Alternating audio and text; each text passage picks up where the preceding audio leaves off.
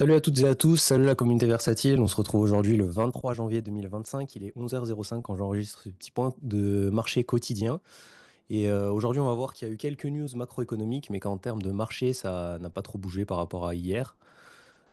Première news, pour rentrer dans le sujet très rapidement, on a cette news très macro qui est un projet qui a été annoncé par le président des États-Unis qui est Donald Trump en partenariat avec SoftBank, Oracle et OpenAI qui sont des entreprises d'IA.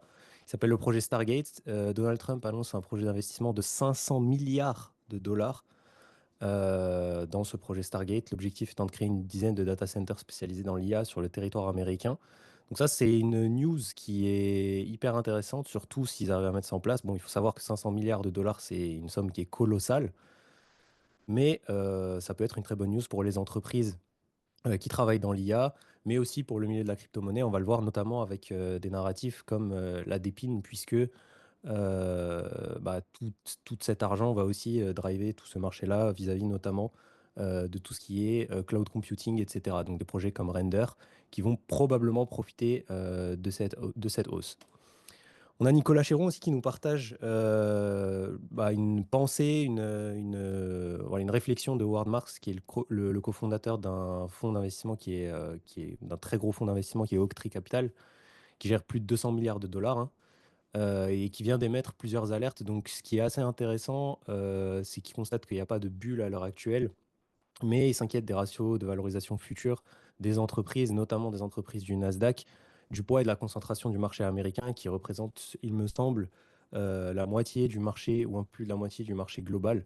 Voilà, c'est ça. Rappelons que les US pèsent 70% de la capitalisation boursière mondiale. Donc en fait, c'est bien plus que la moitié, avec cette entreprise qui compte 40% de ce dernier. Donc à l'heure actuelle, c'est extrêmement concentré, notamment au niveau des, vous le savez, hein, au niveau des GAFAM.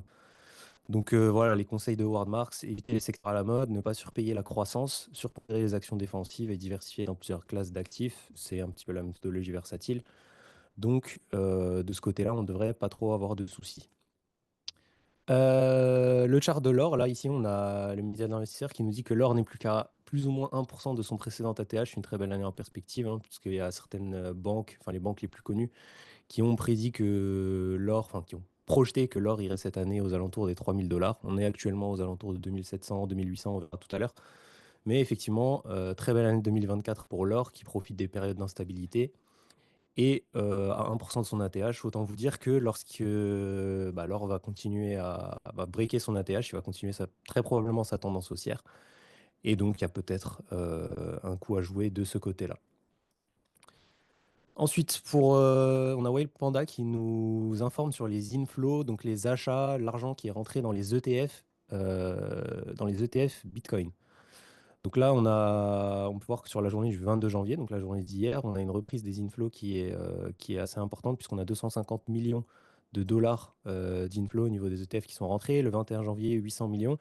Et le 17 janvier, près d'1 milliard. Donc on peut clairement voir qu'on a des inflows qui sont extrêmement importants depuis le 15 janvier, là où avant on avait plutôt des outflows, donc de l'argent qui est en train de revenir dans les ETF Bitcoin via notamment l'ETF de BlackRock qui est en train de driver la quasi-totalité des flux en ce moment. Donc ça, c'est une nouvelle, pareil, hein, qui est assez bullish pour nous, puisque ces inflows-là vont participer à la hausse de Bitcoin, même si ce dernier est en train actuellement de prendre une phase de respiration avant la probable phase haussière qu'on aimerait voir en tout cas. Donc là, on a Ali Charts qui, sur Twitter, publie des graphiques de temps en temps qui sont hyper intéressants. Ici, le graphique que vous pouvez voir, c'est les positions en Bitcoin, en Orange, Bitcoin et ETH, les changements de position depuis le 9 décembre jusqu'au 21 janvier, donc jusqu'à avant-hier. Mais nous, ce qui nous intéresse, ces l'histogramme gris qui nous donne les capital inflows, donc l'argent frais qui rentre dans le marché, tout simplement. On peut voir que pendant toute la phase du mois de décembre, là où on attendait là où tout le monde attendait le fameux Christmas Rally, donc le rallye de Noël, on peut voir que les inflows ont diminué de manière drastique, donc de 63%, hein, 63,3%, jusqu'à atteindre un bottom il y a quelques jours. Et là, on a l'impression que c'est en train de repartir à la hausse. Et ça se recoupe avec l'information qu'on a vue hier de Whale Alert, notamment. avec tous les USDC qui sont mintés de manière frénétique en ce moment, plusieurs centaines de millions par jour. Donc voilà, ça peut nous donner une information assez intéressante sur le fait que la liquidité est en train de revenir dans le marché malgré une baisse énorme, hein, 63% de la liquidité, donc un désintérêt en quelque sorte du marché pendant, enfin des investisseurs en tout cas pour le marché des crypto-monnaies pour Bitcoin pendant le mois de décembre, sur la fin du mois de décembre et jusqu'à pendant à peu près tout le mois de janvier aussi. Donc là, nouvelle pour contrebalancer ça, hein, ça c'est un post qui nous montre l'utilisation en termes d'USDC, donc la masse monétaire présente dans le marché en termes d'USDC, donc pas USDT, hein, ça ne représente pas tous les stablecoins, mais l'USDC, c'est le stablecoin de Circle, qui est l'entreprise qui émet les stablecoins de Coinbase, qui est l'entreprise la plus connue, hein, c'est la seule entreprise crypto qui est cotée aujourd'hui sur sur le marché américain. Donc là, on voit bien que l'USDC market cap, que le market cap de l'USDC est sur le point d'atteindre un nouvel ATH. Alors, est-ce que c'est bullish, est-ce que c'est pas bullish? Ça, il y a des arguments qui défendent les deux points de vue.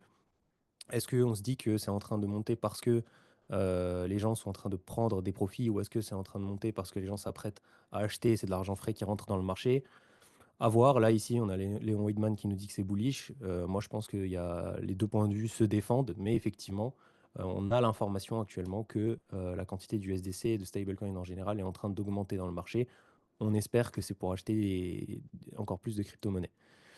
Une nouvelle, par contre, pour le coup, qui là est bullish, on a les futurs CME qui vont pouvoir être échangés pour Solana et pour XRP Ripple à partir du 10 février, a priori, aux États-Unis. Donc, comme le CME Bitcoin, sauf que cette fois-ci, on va avoir les futurs CME, donc Chicago Mercantile Exchange, hein, qui vont pouvoir s'échanger sur Solana et XRP. Donc, voilà, l'argent institutionnel qui va pouvoir rentrer sur ces deux actifs de manière importante, tout simplement. Encore une nouvelle bullish, pré-bullish, puisqu'on a Bitwise qui a rempli les papiers pour établir un ETF Dogecoin. Donc voilà, je ne sais pas si c'est une bonne ou une mauvaise nouvelle pour les investisseurs. En tout cas, ça donne juste l'information que voilà, les institutionnels s'intéressent à à ce genre d'actifs, malgré le fait que Dogecoin, ce soit un meme coin, hein, voilà, un ETF sur Dogecoin, c'est quand même une nouvelle qui est assez incroyable pour nous.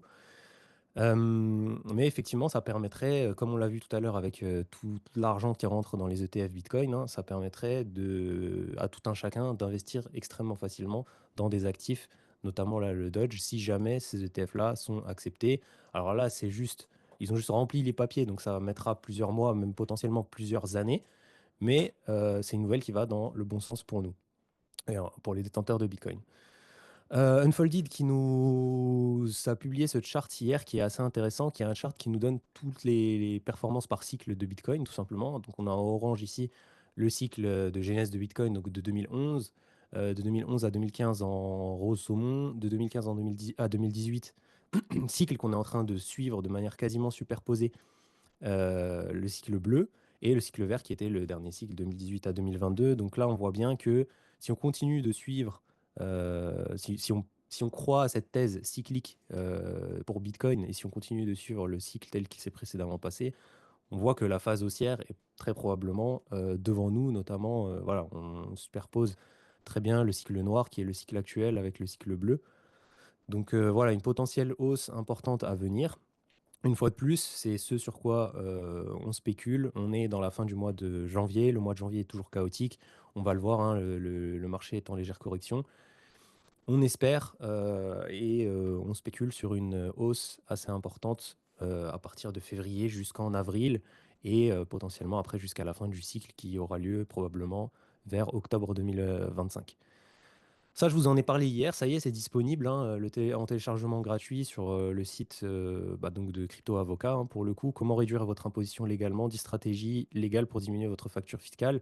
C'est un document qui est assez complet, hein, j'ai pris le temps de le lire hier soir. C'est vraiment super intéressant, notamment en termes de fiscalité des donations. C'est un truc que beaucoup de gens ignorent, mais vous pouvez donner de l'argent à vos proches qui les exonérera d'impôts et les crypto-monnaies rentrent dans ce cadre-là. Donc il y a 10 stratégies.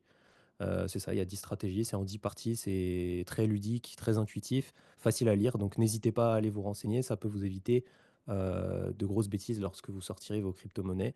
On l'espère une fois que le cycle sera terminé ou lorsque vous prenez des profits tout simplement. Donc voilà pour les news macro. On passe tout de suite sur l'analyse de marché. L'analyse de marché, il n'y a pas grand-chose à dire, hein, l'analyse de chart.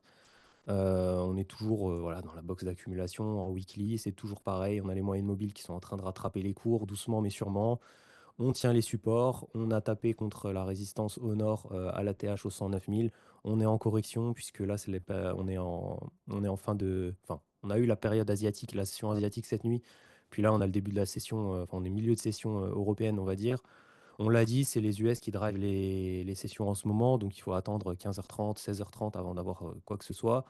Tout le marché est en correction, je pense que c'est pas super intéressant de passer des heures là-dessus. On voit que les crypto totaux, c'est exactement la même chose, hein.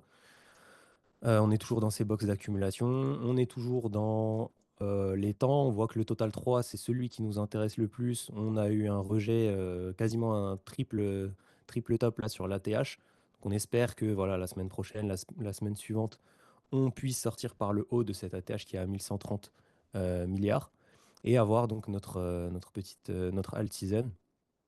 En ce qui concerne la Bitcoin dominance, puisqu'on parle d'alt season, bon, bah, la Bitcoin dominance ne lâche pas de l'Est. Elle a l'air de s'établir de manière pérenne, en tout cas sur cette semaine au-dessus de sa moyenne mobile 20 en weekly. Ça ne fait pas du tout nos affaires, même si on sait que Bitcoin doit d'abord driver le marché avant de relâcher du lest.